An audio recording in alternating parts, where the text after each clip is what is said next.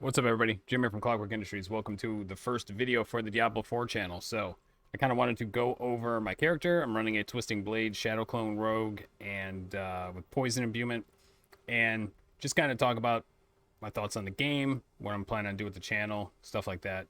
I mean, really, the plans for the channel are kind of up in the air. I'm just planning to make content on my character here. Any kind of information I come up with, anything we get from the live stream, or I hear from some of my buddies, the data miner, and other people, and just share the information with you and share our journey through Diablo 4. As I've been waiting a decade for this game to come out, and honestly, since the launch of Diablo 3, I was waiting for Diablo 4 because Diablo 3 just kind of missed for me. Like I played Diablo 1, like that was the first Diablo game I played. I was in middle school. I waited for Diablo 2 Classic to come out. Like it's called Classic now, but that back then it was just waiting for Diablo 2 to come out. Got that on launch. I mean, I was playing on BattleNet on 28.8 dial-up internet. Huge fan of Diablo 2. I didn't play the expansion very much. Some of my buddies did, and then I kind of leaped over that expansion and started playing World of Warcraft back in Classic, and I played that for quite a few expansions, and I took a break after Mystic Pandaria, and I started a business and all kinds of other stuff, and I just didn't have time to get back into gaming, and I kind of wanted to bring it all back around. I was playing Diablo Immortal a lot, waiting on Diablo 4 to come out. Surprisingly, had a ton of fun playing the game. I'm still making content for that. I have another channel. We streamed it quite a bit on Twitch. For the Twitch, I'll have a link down in the description. And now we're kind of getting into the Diablo 4 grind. I'm going to try to do some of the similar stuff I was making for my other channel for DI, just making build videos, different things I find in the game, different thoughts on the game, probably news or content, news and information when it comes out, data mines when it comes out, that kind of stuff. But so far, leveling up the Rogue, uh, I've really enjoyed it. I've enjoyed a lot about this game so far. I'm kind of going at my own pace. We have however many seasons are going to come out. We have tons of time to blast all the way to 100, max our characters out as soon as possible, and then farm the same things over and over and over again. So I've been trying to just take my time. We have a new kind of game here with Diablo 4. We have an open world. We have side quests. We have renown we can go through. So I kind of veered off the path of just blasting all the way to 100 and just took my time with the time that I do have available to stream. Most of my time gaming is done on the stream just because I'm limited with working in the shop and stuff like that. So try to make the most of it there. I'll play throughout the day here and there as I'm taking breaks from work and stuff. But I've been going around and trying to, trying to get the renown for all the zones. Try to do the side quests, get the waypoints. I got the little statues. I think I have 2 more zones to totally finish in terms of unlocking everything, and then I'm still gonna go through and get like all the statues in every zone. I think one zone I might have all of them. Yeah, Fractured or Kyrgyzstan, I have all the statues. But yeah, I'm gonna get all this done for my first character here.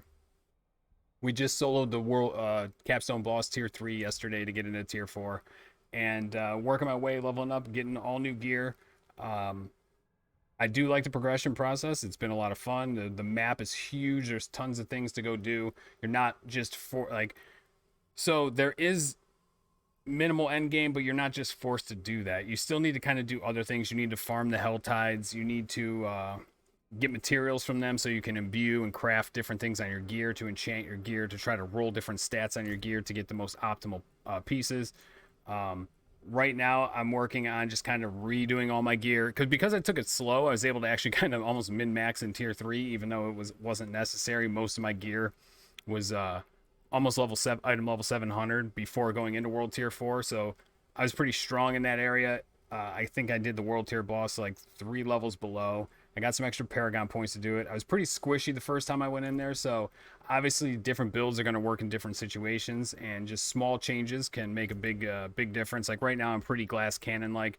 If I wanted to be a little bit tankier, for instance, I would drop my ultimate and probably pick up Dark Shroud, and that's what I had done for the world boss or the capstone boss.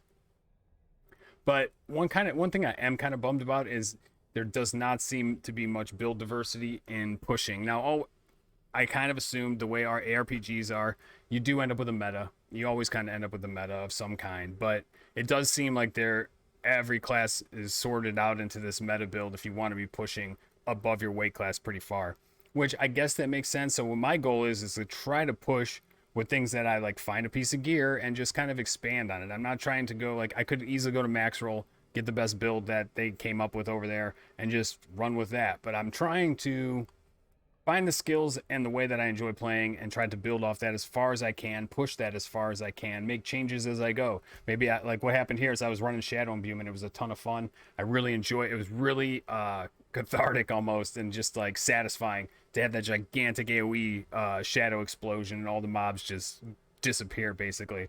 And then I got a hold of this main hand, and I'm trying to get another one here soon so I can upgrade my weapon again eventually. But I got 2 nice weapons right when I got into tier 4, and I got this poison imbue skill one with lucky hit, where you can just basically spam poison imbue. It does a ton of damage output.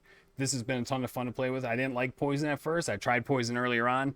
It just didn't seem satisfying. Things didn't seem to be dying as quickly as shadow. Then I got a hold of this where I could just spam poison imbue, and man, it's devastating. Bosses melt, like, you have half of their health bar gone as poison damage, like on boss fights in World Tier 4 already. And it's just a lot of fun, high damage output. And then we're seeing kind of, if you want to be pushing keystones up to like level 50 as a max level, you're kind of forced into this trap build. But my goal is to kind of build along as I can. So I'm running with the ultimate shadow clone. I have some other cool buffs from like these gloves that give me summon a shadow clone. I have some other I have a couple other things that give me some buffs to shadow clones, and shadow clones like get your shadow clones also mimic imbuements, certain things like that. So my goal is to try to just get gear that synergizes off something I'm enjoying playing, seeing how far I can push that before I really have to make any changes. So I might do a video on this exact build and what I'm doing, but so far I'm enjoying it. I would probably like to see, and hopefully we see this in the future, is more things to do in terms of end game, more bosses to kill, more group events for like larger groups, like raids and stuff like that. I really enjoy that type of content, especially as you get into like a game that's basically has a lot of the MMO characteristics to it. Like, it's a ton of fun to be able to jump in here and go kill the world boss with a bunch of people, but the world boss seems like now to be like nothing. Like, we're annihilating that thing in seconds. Like, you can see most of his legs gone from poison damage. And this is just a standard World Tier 4 dungeon. I just kind of... But you get the puddles on the ground, it redoes my poison imbue, and you can spam that as many times as you want. There's no cooldown, and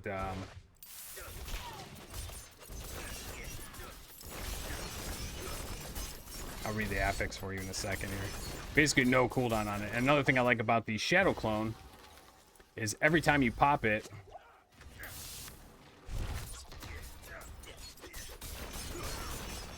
it resets your poison imbue. Like, look at his damage. He's gonna die from poison in a second here. Boom. Thank you. So with this main hand, the bursting venoms, I believe it is. I don't even know if you can get this from a dungeon. I don't even know about that yet. And it's a lower roll because I got it at a lower level. This will really get juiced up once I find a good T4 weapon with this. But in Poison Imbue has no cooldown, no charge limit. So you could just, every Twisting Blades goes out with Poison Imbue on it when you're standing in that puddle. So on bosses, it's just devastation, basically. But I really like the combat. I would like to see ASWD movement, maybe. But yeah, I don't know. I don't want the video to go on too long. I just kind of wanted to give a general idea of what I'm thinking. And I'm really enjoying the playstyle with Twisting Blades. I hope I don't have to leave this playstyle just to push further. But we'll see how that goes. Like, I really was hoping what they were saying was going to be true, where like there's a lot of, like, there technically is a lot of options you can go with, but it's, are they always viable? And you know, I guess the game is going to take a long time to be perfectly balanced, but because it is a live update game, I do have confidence that we'll at least see improvements in this regard. Like, start balancing out some skills. I've already buffed and nerfed a bunch of different things really quickly because they do have a cash shop. Hopefully this brings in some recurring revenue. You can't buy power with it, obviously, but I want the game to make money and I want it to succeed. I want them to sell a lot of copies because I want them to continue to update this. I want to see new things come to the Eternal Realm and come in for seasons and make both ways of playing the game enjoyable, so you're not stuck in seasonal if you don't want to be, but there's still things to do.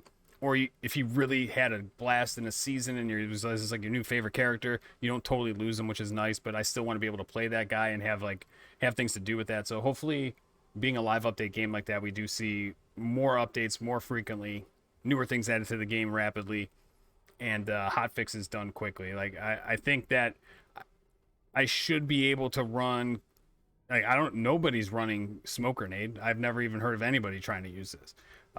Now there might be certain things that are here that are only going to work on PvP, and that's understandable as well too. I haven't even gotten to the PvP a little bit. I've gone into the zone, killed a couple people, got my ass whooped a couple times too. Like, I haven't really gone and experienced that too much. Hopefully there's more to that as well. The zones do seem a little barren, but it could just be the phase that I'm in, you know. But yeah, I'm going to continue to play Twisting Blades with Poison and Shadow Clone, see how far I can push this. I'll make a new video probably here soon when I update the build if I do. You know, if I'm forced to go into traps to push, I might do that. I might not. I might just stick with what I'm, you know, the way I like to play is the way I like to play. So I'm going to try to stick with that as long as I can. I'm not going to be too stubborn with it, but, you know, if it's reasonable that I got to do make a change, I'll make a change. But I'm going to try to come up with some viable builds that aren't always in the meta and play them out and see how they work. That's one of the fun things in the game to me, is trying to combine different things that I enjoy playing, that seem to work well together, that have good legendary aspects that can work with them, and then a Paragon tree that could be built to support it. So I'm going to be making some rogue builds. I'm going to try and go through all the classes probably eventually here soon too. All of this is going to be live streamed down on Twitch. I just wanted to get a video up kind of going over the basics, kind of what I was thinking. Overall, I'm having a ton of fun. I really like it. I think it's probably, it blows Diablo 3 out of the water, and it's coming in a close comparison to like the nostalgia value I've put on Diablo 2.